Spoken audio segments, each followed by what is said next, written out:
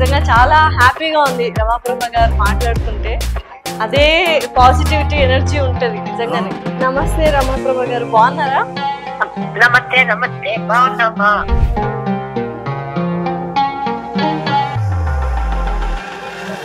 మొన్నటికి మొన్న జయసుధా గారు కూడా అప్పట్లో శోభన్ బాబు గారు చెన్నైలో ఏదో ఒక డస్ట్బిన్ ఏరియా మొత్తం అంతా డస్ట్ ఉందంట, తీసుకో అంటే ఈ చెత్త ఉండేది నాకెందుకని నేను వదిలేసుకున్నాను అనుకుని ఆ రోజుల్లో 2 లక్షల రూపాయలకి 200 ఎకరాల బత్తాయి తోట కొన్నారు.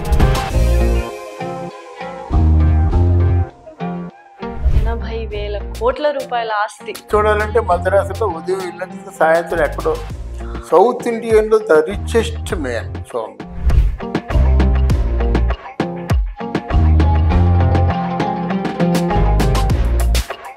హాయ్, హలో, నమస్తే, welcome to our channel. So ప్రస్తుతం మనతో పాటు రాజకీయ విశ్లేషకులు ఇమ్మంది రామారావు గారు. నమస్కారం అండి. నమస్తే అమ్మా. అప్పటికే మంచి ఎస్టాబ్లిష్డ్ స్టార్ రమాప్రభ గారు. అమ్మా సాయిరామ్మ, సాయిరామ్ రే. ఏంటన్నా ఎలాగున్నారా? నాకు రాత్రి అంతా జ్ఞాపకం, ఏవో జ్ఞాపకాలు. ఇప్పుడు మీ వీడియో చేస్తున్నా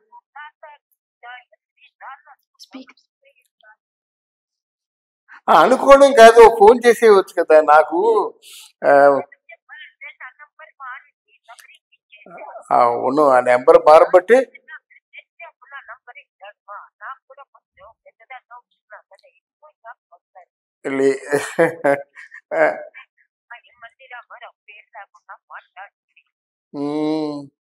అబ్బాయి నేను చెప్తున్నాను, మా మహాతల్లి అన్నం పెడితే 10 మందికి అన్నం పెడితే ఆ 10 మందికి ఒకేలా పెడుతుంది. ఆ గుణం ఎవరిలో చూడలేదని చెప్పా. నిజమే కదా? నేను వస్తానమ్మా, తప్పకుండా వస్తానమ్మా, వస్తాను రా. నేను తప్పకుండా వస్తాను.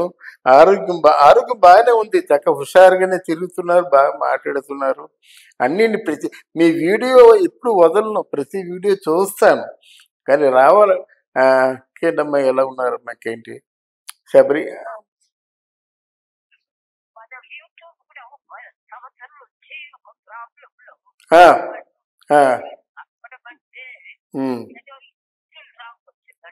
ఓహోహో.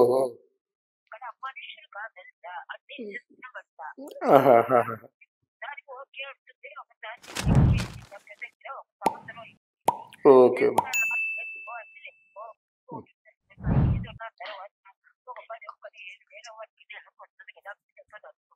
అమ్మా, అన్నీ తీరిపోతాయమ్మా, పర్వాలేదు. మేము వీలైతే ఒక నెలలో ఈ ఎండలు తగ్గాక వస్తాను అన్న. నాకు ఆరోగ్యం బాగాలేదు.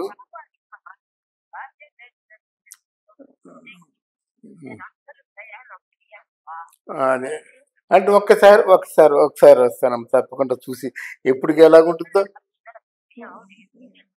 అందరూ బాగున్నామమ్మా. మేము అండ్ నీతో పర్సనల్గా చెప్పాలి, నేను పర్సనల్గా చెప్పాలి, చూస్తాను నేను. అంటే ఎండ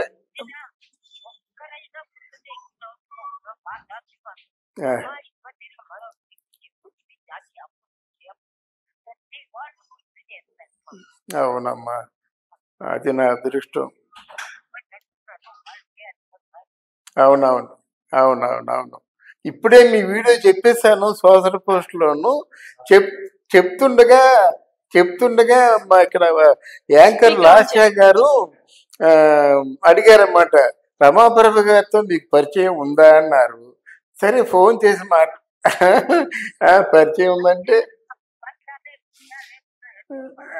అదేనమ్మా, ఏముంది వాళ్ళు తెలియదు కదా. వస్తాము ఒకసారి, తప్పకుండా వస్తాము. నాకు కూడా చూడాలనుంది, ఓసారి వస్తాను నేను. ఇక్కడ అమ్మ మాతో మా ఆత్మీయురాలు మాట్లాడతారట. సోషల్ పోస్ట్లో ఆవిడే చూస్తున్నారు. ఇప్పుడు మీ వీడియో అయిపోయింది, చాలా బాగా వచ్చింది, మీకు పంపిస్తాను లింకు. వారు మాట్లాడతారట. వెళ్దాం అమ్మా, మాట్లాడు. హలో, నమస్తే రమాప్రభ గారు, బాగున్నారా? నమస్తే నమస్తే బాగున్నామా? చాలా ట్రై చేస్తున్నాం మిమ్మల్ని కలవడానికి. నేను అనంతపూర్ లోనే మాది సొంత ఊరు, పుట్టపర్తి. మా రామారావు బాబు ప్రతిష్ట తీసుకొచ్చేసేవారు కదా. డెఫినెట్లీ తీసుకొస్తాను. ఇమ్మంది గారిని కలిసి నేనే తీసుకొస్తాను. అక్కడికి వచ్చి మాట్లాడదాము. బాగుంది కదమ్మా ఆరోగ్యం అంతా? బాగానే ఉంది. ఎప్పుడు మీరు ఆరోగ్యంగానే ఉంటారు, చురుగ్గా ఉంటారు. వీడియోస్ అన్ని చాలా బ్రహ్మాండంగా వెళ్తున్నాయి యూట్యూబ్ ఛానల్లో. అదే మాట్లాడుకుంటూ ఉన్నాం ఇద్దరం. ఆయన వచ్చారా ఇప్పుడు అనంతపురము? లేదు, రాలేదు. హైదరాబాద్ లోనే ఉన్నాము. మాది కూడా అనంతపురం. ఇద్దరం కలిసి వస్తాం ఖచ్చితంగా మిమ్మల్ని కలవడానికి అని చెప్తున్నా. డెఫినెట్లీ. ఆరోగ్యం అంతా బాగుంది కదమ్మా? బాగానే ఉంది. ఓకే. కానీ వచ్చే అందరికి నాన్న నైట్ కి వీలైతే ఫోన్ చేస్తానమ్మా. ఈ ఎండలు తగ్గితే వస్తాను నాన్న. ఇది ఎవరో నాకు ఇచ్చారు, కనుకోక ఇచ్చారమ్మా నెంబరు. గత నెంబరు ఫోన్ చేస్తే నాకు రావటం లేదు. ఈ రోజు ఎలాగైనా మీతో ఇది ఎవరు ఇచ్చారు? అవునవును, నా నెంబర్ అదే. మా 25 ఏళ్ళ బట్టి అదే నెంబరు, మారలేదు. ఇచ్చారు. ఈ నెంబరేనమ్మా, ఈ నెంబరేనాది. ఎండలు తగ్గానే వస్తానమ్మా, నేను తప్పకుండా వస్తాను. నేను లేదు అమ్మా, అంటే ఏదైనా షూటింగ్ లో ఉంటే తీయనమ్మా, అంతకంటే లేదు. కానీ నేను తప్పకుండా, అంతా ఏం లేదు. ఎప్పుడు మీరు నాకు ఆ మనసులో ఉంటారు. అది భగవంతుడు బాబాయ్ ఇచ్చినటువంటిది. ఇదంతా ఉంటానమ్మా. జై సాయిరామ్. అర్థమైందా? ఓకే. సో నిజంగా చాలా హ్యాపీగా ఉంది రమాప్రభ గారు మాట్లాడుతుంటే. అదే పాజిటివిటీ ఎనర్జీ ఉంటది నిజంగానే కదా. ప్రాణం పెట్టేస్తుంది. నీకేం కావాలో అది ఉండుతుంది. డెఫినెట్లీ. నా చావులు అన్నంతవరకు పెడుతుంది. నీకంటూ అమ్మ ఉంటే ఎలా ప్రేమిస్తుంది అలా ప్రేమిస్తుంది. జడ వేసేస్తుంది, పువ్వులు పెట్టేస్తుంది, చంపేస్తాను పువ్వులు పెట్టిపోయా, ఇలా ఉంటుంది అన్నమాట ప్రేమ. నేనంటే చాలా వాళ్ళమాలని ప్రేమ. చెప్పా కదా, నిజమైన అన్నయ్య ఇలా చూస్తుంది. డెఫినెట్లీ. అందుకనే ఎప్పుడు కాల్ చేసినా లిఫ్ట్ చేయరు. ఎందుకండి మీరు అంత బిజీనా? నీళ్ళు సూచనలు నీకు వీలే కదమ్మా. నా చాలా మంచి శోభన్ బాబు, చాలా మంచి స్నేహితుడు. రంగనాథ్ మంచి, ఇప్పుడు బతుకున్న వాళ్ళు కూడా చాలా మంచి స్నేహితుడు. ఇప్పుడు శోభన్ బాబు గారు అన్నారు కాబట్టి, శోభన్ బాబు గారు మాట వచ్చింది కాబట్టి ఈ మధ్య కాలంలో ఎక్కువగా వినిపిస్తున్న పేరు. అండ్ ఈ మధ్య కాలంలో శోభన్ బాబు గారి మనవడు అని ఆర్టిఫిషియల్ ఇంటెలిజెన్స్ ద్వారా ఆయనది ఒక మంచి ఫోటో వీడియో చాలా వైరల్ అయిపోయింది, అందరికీ తెలిసిన విషయమే. ఎవరు చూసినా ఇప్పుడు మేము రియల్ ఎస్టేట్ పరంగా కానీ భూమిని నమ్ముకుని ఏదైనా మాకు కొంత ఆస్తుందంటే అది శోభన్ బాబు గారి వల్ల, అంటే ఆయన ఇచ్చిన అడ్వైజ్ వల్లనే అన్నారు. మొన్నటికి మొన్న జయసుధా గారు కూడా అప్పట్లో శోభన్ బాబు గారు చెన్నైలో ఏదో ఒక డస్ట్బిన్ ఏరియా మొత్తం అంతా డస్ట్ ఉందంట, తీసుకో అంటే ఈ చెత్త ఉండేది నాకెందుకని నేను వదిలేసుకున్నాను, అది ఇప్పుడు అన్నానగర్, అది ఫేమస్ అన్నానగర్ ఇప్పుడు చెన్నైలో. అలా చాలా వదులుకున్నాం ఆయన చెప్పినవి. ఆయన చెప్పిన మాటలు విని మేము బాగుపడ్డారు కొంతమంది, వినక మేము ఇలా అయిపోయాము అని. అసలు ఏం శోభన్ బాబు గారికి అప్పుడే అంత ఆలోచన ఏంటి? భూమి మీద రియల్ ఎస్టేట్ అనే మాటనే లేని టైంలో ఎలా వచ్చింది అసలు? ఆయన అంటే నేను బాగా సన్నిహితంగా ఉండేటువంటి స్నేహితుడు నేను. ఆయన క్యాలిక్యులేషన్ ఏంటంటే, భూమి చిన్నది. ఇప్పుడు మనం చిన్న ఇంట్లో ఉంటాం, సింగిల్ బెడ్రూమ్ లో. మీకు 2 పిల్లలు పుట్టారనుకోండి, చదువుకున్నారనుకోండి, సింగిల్ బెడ్రూమ్ చాలు. ఇప్పుడు 3 బెడ్రూమ్ తీసుకుంటాం, అవునా? మనుషులు ఈ రూమ్ చాలదు. అసలు సింగిల్ బెడ్రూమే పెద్ద అనుకుంటుంది. 3 అయిన తర్వాత ఈ రూమ్ చాలు. 3 బెడ్రూమ్ తీసుకుంటాం. డబ్బులు పెరుగుతున్నాయి, ఒక ఇండిపెండెంట్ ఇల్లు అనుకుంటాం. అర్థమైందా? మనం ఏదైతే సరిపోతుంది అనుకుంటున్నామో చాలు మనకి. పిల్లలు పెద్ద అయ్యేసరికి, పెళ్ళిళ్ళు అయ్యేసరికి ఉంటాయి కదా, భూమి అంతే ఉంటుంది. ఆ భూమిని మనం సొంతం చేసుకుంటున్నాము. ఆ సొంతం చేసుకున్న భూమికి కాలక్రమేణా వాల్యూ పెరుగుతుంది. అది ఆయన క్యాలిక్యులేషన్. భూమి ఉంది, భూమిలో 3 వంతులు నీరుంది, అంటే పౌసగమే భూమి ఉంది. ఆ పౌసగం భూమిలోనే ఈరోజు ఇండియా తాలూకు జనాభా ఎంత, ఒకప్పుడు జనాభా ఎంత. ఫర్ ఎగ్జాంపుల్, ఒకప్పుడు జనాభా 50 కోట్లు అనుకోండి, ఈ రోజు 142 కోట్లు జనాభా ఉంది. అప్పట్లోనే అంత దూరదృష్టితో ఆలోచించారు ఉంది. అంటే ఏంటి, 50 కోట్ల జనాభా ఉన్నప్పుడు ఇదే భూమి కదా, 142 కోట్ల జనాభా ఉన్నప్పుడు కూడా ఇదే భూమి. అంటే అప్పుడు భూమికి వాల్యూ పెరుగుతుంది, ల్యాండ్కి వాల్యూ పెరుగుతుంది కదా. అందువల్ల ఆ రోజుల్లో ఏం చేసేవాడంటే ఆ క్యాలిక్యులేషన్ ఆయన అప్పుడు ల్యాండ్ మీద పడ్డాడు అన్నమాట. ఫర్ ఎగ్జాంపుల్ ఒక సినిమా తహసీల్దార్ గారు అమ్మాయి అనే సినిమా షూటింగ్ అయిన తర్వాత ప్రొడ్యూసర్ 2 లక్షల రూపాయలు బహుమతిగా ఇచ్చాడు శోభన్ బాబుకి. అక్కడే రాజమండ్రిలో ఉంటుండగానే ఇక్కడ ఏదైనా భూమి ఉంటుందా, ఉంటుంది, గోదావరి రోడ్డు కదా, ఏదైనా రిసార్ట్లో పెట్టుకుంటే బాగుంటుంది కదా అనుకొని ఆ రోజుల్లో 2 లక్షల రూపాయలకి 200 ఎకరాల బత్తాయి తోట కొన్నాడు. 200 ఎకరాలు 2 లక్షలకి.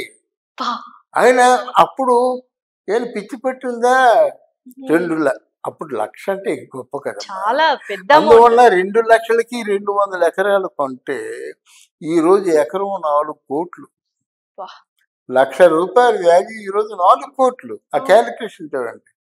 అలాగే స్పెన్సర్ ఉంది మద్రాసులో, మౌంట్ రోడ్ లో ఉంటుంది. అవన్నీ భద్రపరుచుకున్నారా? అన్నీ ఉన్నాయి. ఆయన ప్రాపర్టీ చూడాలంటే మద్రాసులో ఉదయం ఇల్లంటే సాయంత్రం ఎక్కడో ఇంటికి రావాలన్నమాట. అన్ని ప్రాపర్టీస్ ఉన్నాయి. బై హిస్ డెత్ అంటే ఏంటి, చనిపోయే నాటికి 80,000 కోట్ల ప్రాపర్టీ ఉంది. సౌత్ ఇండియన్ లో ద రిచెస్ట్ మ్యాన్ సోము. 80,000 కోట్ల రూపాయల ఆస్తి. అప్పటికి ఇప్పుడు ఎంత అవుద్దో. ఆ ప్రాపర్టీస్ అన్నిటిని మెయింటైన్ చేయడానికి ఒక 40 మంది మేనేజర్లు ఉన్నారు. ఒక్క కొడుకే మెయింటైన్ చేస్తాడు, అందరూ మెయింటైన్. 40 మంది మేనేజర్లు ఎక్కడై ప్రాపర్టీ ఉందో ఓ పక్కన జిలీజీ తీసుకుంటారు, ఇంట్రెస్ట్లు ఇస్తారు, రకరకాల ఉంటాయి కదా. అందువల్ల ఇప్పుడు మళ్ళీ రియల్ ఎస్టేట్ కూడా అంటే బిల్డింగ్స్ కన్స్ట్రక్షన్ కూడా మొదలు పెట్టారు. అంతే ఇప్పుడు టాటా బిర్లా వీళ్ళందరూ ఎలా పెరిగారో ఈయన కూడా అలా పెరిగాడు అన్నమాట. బట్ ప్రాపర్టీస్ ఎక్కువ. ప్రతి ఊర్లో హైదరాబాద్ లో ఉంటుంది వాళ్ళ ప్రాపర్టీ.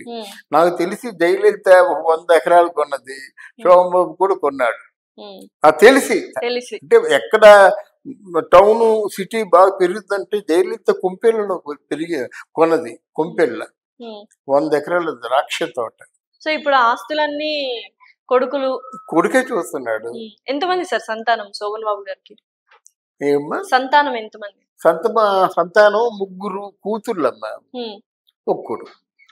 అది అంటే కొడుక్కి కొడుకున్నాడు కానీ ఆయన అంత శోభన్ బాబు అంత అందం, కొంత అందం శేషబాబు కరుణ్ శేషుకు వచ్చింది కానీ మనవుడికి మరి అందంగా ఉంటాడు కానీ సినిమా ఫీల్డ్ వైపు రాలేదు.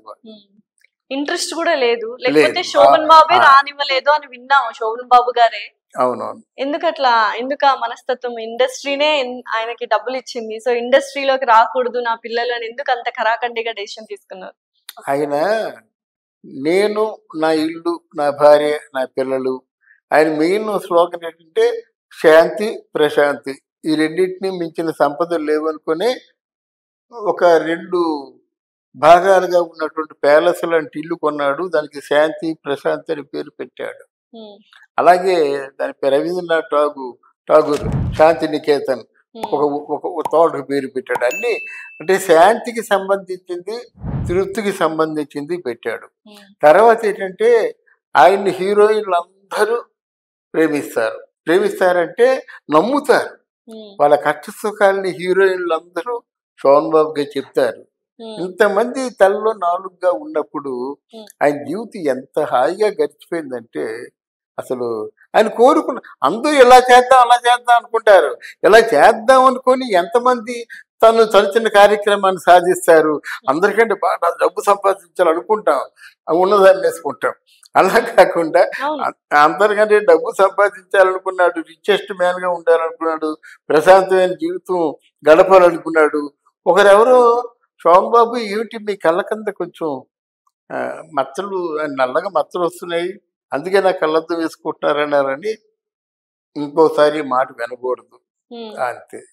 సినిమాలకి కట్ చెప్పాడు కదా.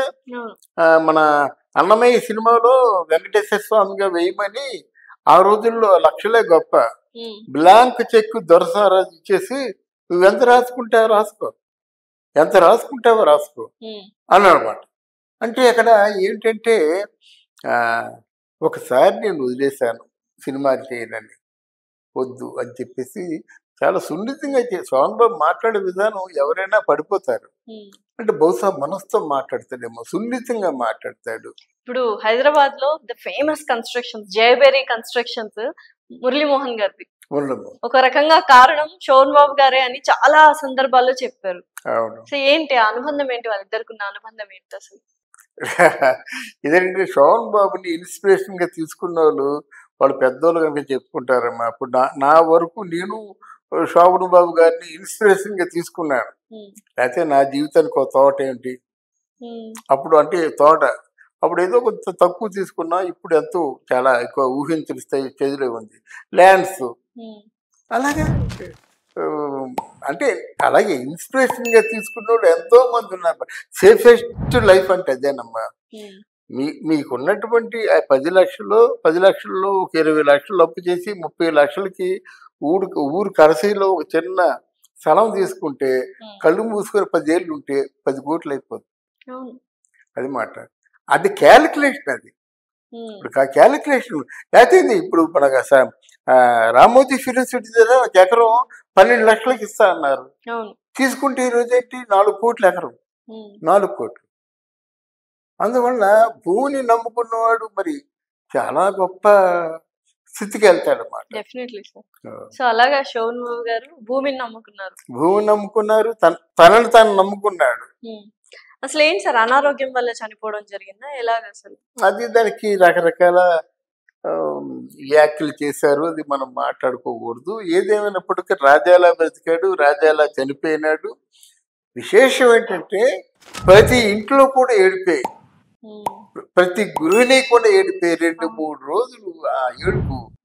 టీవీ పక్కనే కూర్చునేవారు, ఆ లైవ్ చూస్తుండేవారు, ఏడుస్తూ కూర్చుండేవారు అనమాట. చాలా గొప్ప దయనీయ చావు అది. ఆ చావు పగవారికి కూడా రాకూడదు. దేనికంటే ఏమైంది, రకరకాలుగా అనుకుంటారు. దానికి మనం అట్లాంటి తెలియని విషయాల గురించి మాట్లాడడం కరెక్ట్ కాదు. కానీ మొత్తానికి ఏంటంటే ఒక బాధాకరమైన సంఘటన ఉంటుందని అందరూ అన్నారు. ఏదో బాబు మోహన్ పిచ్చిగా వాగడానికి కాదు, కానీ పెద్దలు విశ్వసనీయంగా సమాచారం ఇచ్చేవాళ్ళు ఏదో ప్రస్తావిస్తారు అన్నమాట. Okay sir, thank you so much. Thank you అమ్మా.